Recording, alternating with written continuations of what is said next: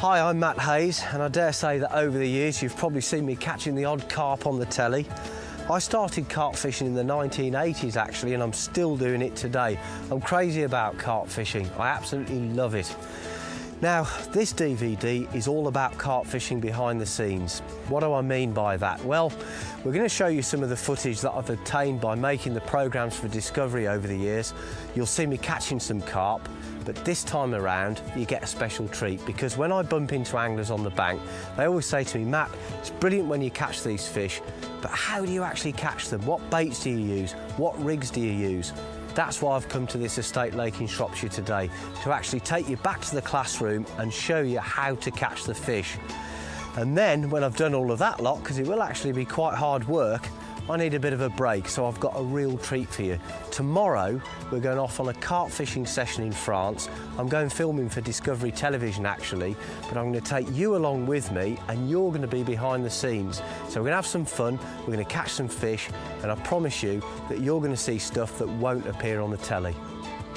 Well, this is a really beautiful lake, isn't it? And you know, just sitting here looking at the water, it makes me wish I'd got more time to spend actually fishing it, but unfortunately I haven't. We've got to get on with the instructional stuff in a moment.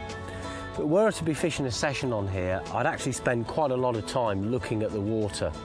The first piece of advice I can give you, and it's very, very important, is you can use the best bait and the best rig in the world, but if you don't fish in the right place, you're absolutely wasting your time.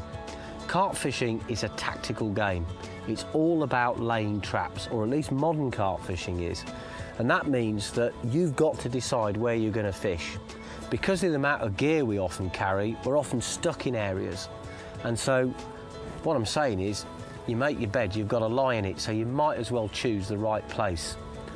Now on a lake like this, any lake, you'll find that it has individual characteristics, and you need to get in the mood of that lake.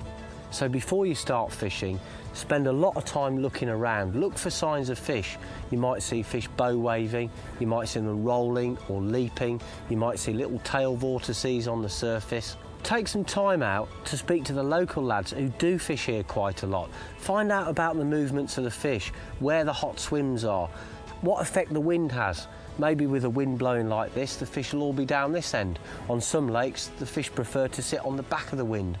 All of these things take time to establish, and what I would say to you is, even if you go to a lake and spend 4 or 5 hours looking around before you fish, and you only fish for 4 or 5 hours, that's better than fishing in the wrong place for 12 or 14 hours. Because if you can locate the fish, and the best way to locate them is to actually see them, then you're going to catch them. And as you get to spend more time on that lake, and you get to fish it more, your picture of the movements of the fish and their habits and their moods will improve session by session. And eventually you'll be able to come down to a place like this and not quite catch fish to order, but you'll catch fish more often than you blank.